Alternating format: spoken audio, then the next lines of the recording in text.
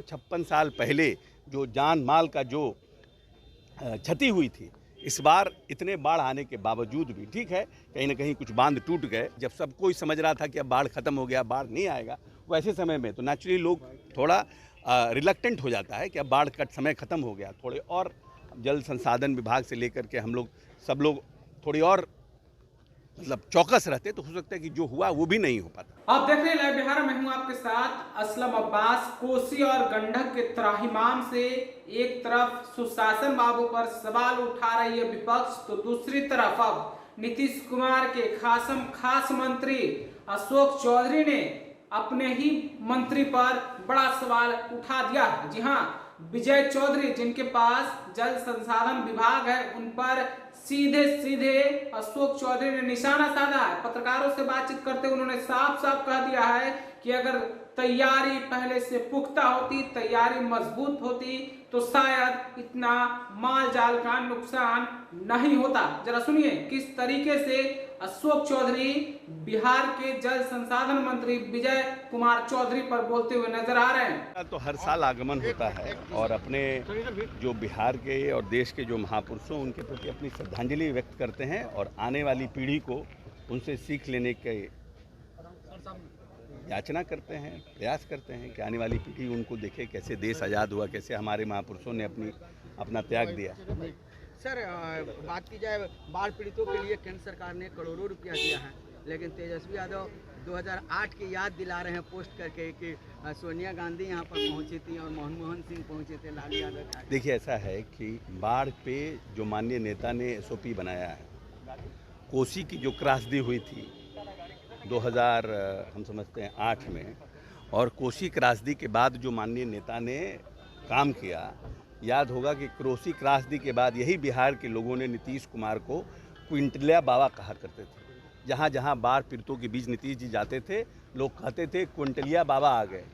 तो नीतीश कुमार जी ने बाढ़ पीड़ितों के लिए प्रदेश में नया SOP तैयार किया, नया एक मार्गदर्शन दिया, नया एक पूरे नियम कानून बनाए, और जिससे कि कभी भी विषम परिस्थितियों में बिहार में बाढ़ आता है तो उस SOP को हमारे राज्य के जो अधिकारी हैं उसको फॉलो करते हैं। और आज भी हमारे समझते 60-70 वर्ष के बाद ऐसा बाढ़ आया है, इतनी कोसी में इतनी पानी आई है, जो लोग कह रहे हैं कि 56 साल के बाद ऐसा कोसी, लेकिन जो 56 साल पहले जो जान माल का जो क्षति हुई थी, इस बार इतने बाढ़ आने के बावजूद भी ठीक है, कहीं ना कहीं कुछ बांध टूट गए, कुछ लोग क्योंकि एकदम बाढ़ जो है फैग एंड पे आया है, जब सब कोई समझ रहा था कि अब बाढ़ खत्म हो गया, बाढ़ नहीं आएगा, वैसे समय में तो नेचुरली लोग थोड़ा रिलक्टेंट हो जाता है कि अब बाढ़ का समय खत्म हो गया, थोड़े और जल संसाधन विभाग से लेकर के हम लोग सब लोग थोड़ी और मतलब चौकस रहते तो हो सकता है कि जो हुआ वो भी नहीं हो पाता।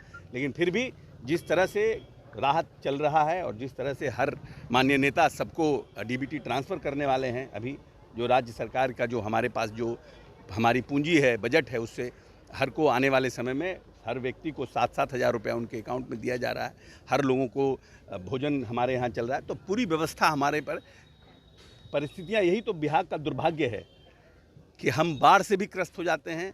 अभी भी बिहार में करीब 30% रेन डिफिसिट है, लेकिन हमारे यहाँ बाढ़ आ गया, तो परिस्थितियाँ हमारी अनुकूल नहीं है। तभी तो हम बार बार कहते हैं कि अगर बिहार को और आगे तेज़ी से ले जाना है तो हमें केंद्रीय असिस्टेंस की आवश्यकता है, और केंद्र सरकार हमको मदद कर रही है। लेकिन UPA की सरकार, जिसको RJD आज करा, अगर ये संभल जाती और UPA की सरकार ने अगर बिहार को विशेष केंद्रीय पैकेज पहले दिया होता, बिहार को विशेष राज्य का दर्जा कानून बनाने के पहले दिया होता, तो आज बिहार कर्नाटक गुजरात से भी आगे होता। ये प्रशांत किशोर जन स्वराज पार्टी, देखिए, अब हर एक व्यक्ति कभी राजनीतिक दलों के लिए काम करता है। प्रशांत किशोर जी राजनीतिक दलों के लिए काम करते रहे, 2014 में भारतीय जनता पार्टी के लिए काम किए, लेकिन जिनके लिए भी काम किए उनके लिए दोबारा काम नहीं कर पाए, पता नहीं क्या कारण रहा। भारतीय जनता पार्टी के साथ भी नहीं किए, फिर 15 में हमारे लिए काम किए, फिर 16-17 में सबके लिए, सब पॉलिटिकल पार्टी के लिए किए। अब उनके मन में इच्छा है कि हम राजनीति भी करें। जब हम राजनीति दूसरे के लिए कर सकते हो तो मैं खुद के लिए क्यों नहीं कर सकता हूँ। वो आज पार्टी लॉन्च कर रहे हैं, जनता कितना समर्थन देगी और कितना उन पर विश्वास व्यक्त करेगी। तो अभी आपने अशोक चौधरी को सुना, उनका साफ कहना है कि बिहार सरकार तो अपनी तरफ से काम कर ही रही है, लेकिन जिस तरीके से विभाग ने सजगता नहीं दिखाई, तैयारी नहीं की, अलर्ट नहीं रही, उसके कारण इस तरीके की आफत आई है, इस तरीके की घटनाएं हुई है। हालांकि विपक्ष भी इसको लेकर काफी हमलावर है। विपक्ष लगातार सरकार पर सवाल उठा रहा है कि कहीं भी सरकार की कोई भी अमलीजाम आज जमीन पर नहीं दिख रहा है। लोग बाढ़ के बाद उत्पन्न हुई स्थिति से हाल बेहाल है। लोग जो है खाने को तरस रहे हैं, लेकिन सरकार जो है सुस्त पड़ी हुई है। जैसा कि आपने सुना है, आप अपनी राय क्या रखते हैं? क्या सचमुच में जल संसाधन विभाग ने लापरवाही बरती है?